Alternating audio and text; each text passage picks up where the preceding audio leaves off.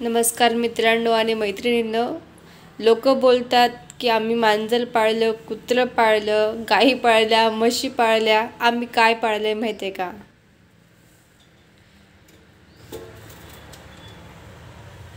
मुंग्या.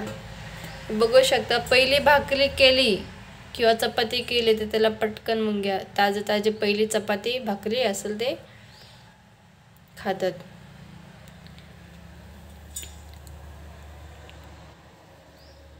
या दुर्डीवरती त्यांनी कब्जा करून ठेवलाय, म्हणून मी आता ताटामध्ये चपाती वगैरे ठेवते. पहिली चपाती गाईसाठी ठेवली तरी त्याच खाऊन टाकतात. बघा आता,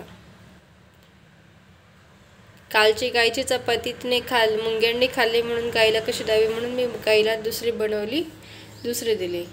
हे बघा, हे बघा कशा घेऊन पळतायत.